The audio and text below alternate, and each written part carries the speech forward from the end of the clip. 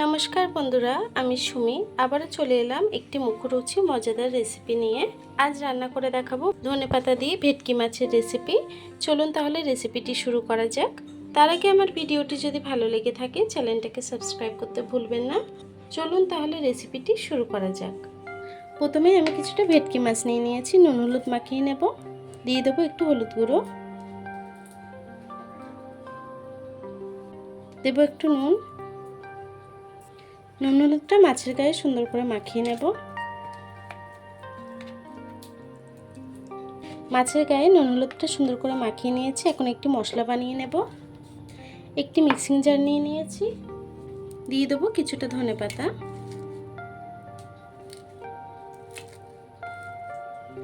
দেব 10-12টা রসুনের কোয়া,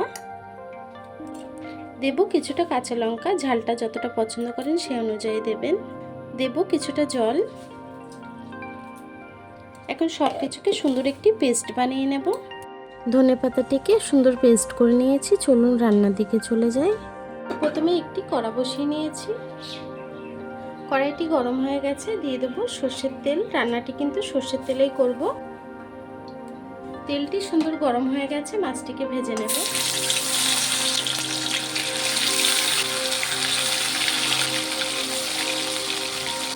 মাছটি একটু ভাজা হয়ে গেছে, উল্টে দেবো।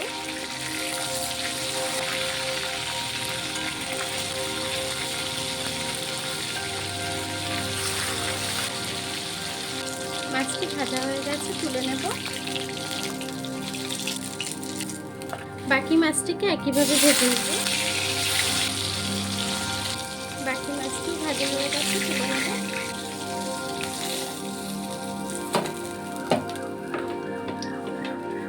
এই তেলের মধ্যে পেঁয়াজ কুচি দিয়ে দেবো। পেঁয়াজটিকে হালকা করে একটু ভেজে নেব, খুব বেশি ভাজবো না। পেঁয়াজটিকে খুব বেশি লাল করে ভাজা যাবে না, একটু নরম হয়ে আসা অবধি পেঁয়াজটিকে ভাজতে হবে। আমি পেঁয়াজটিকে ভেজে নেব। পেঁয়াজটি কিন্তু ভাজা হয়ে এসছে। এখন আমি যে ধনেপাতাটা বেটে রেখেছি রসুন কাঁচা লঙ্কা দিয়ে, সেটিকে দিয়ে দেব।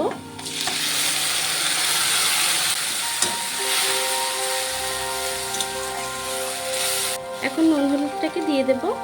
দেব সামান্য একটু হলুদ গুঁড়ো, দেব স্বাদ মতো নুন। নুন হলুদটাকে দিয়ে আমি 1-2 মিনিট একটু নেড়ে ছেড়ে দেব। একটু নেড়ে ছেড়ে দিয়েছি। এখন মিক্সারের বাটিটা ধুয়ে একটু জল দিয়ে দেব।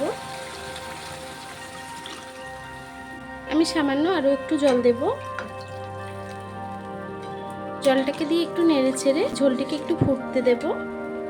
ঝোলটা ফুটে আসলে মাছটাকে অ্যাড করব। ঝোলটি কিন্তু ফুটে এসছে। এখন আমি ভেজে রাখা মাছটি দিয়ে দেব।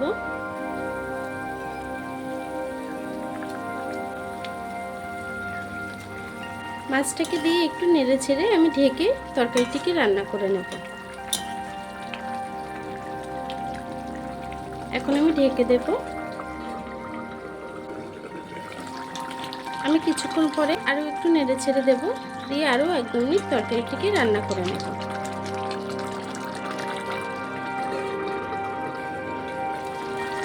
দেখুন বন্ধুরা, আমার তরকারিটি কিন্তু হয়ে গেছে। এখন আমি গ্যাসটিকে বন্ধ করে দেব।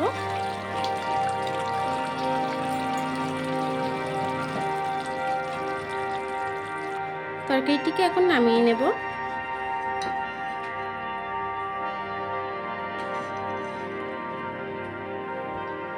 দেখুন বন্ধুরা, আমার ভেটকি মাছের তরকারিটি কিন্তু হয়ে গেছে।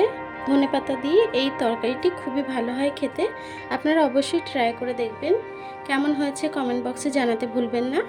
ভিডিওটি যদি ভালো লেগে থাকে চ্যানেলটাকে সাবস্ক্রাইব করে পাশে থাকবেন। আর এতক্ষণ ধরে আমার ভিডিওটি দেখার জন্য আপনাদেরকে অসংখ্য ধন্যবাদ।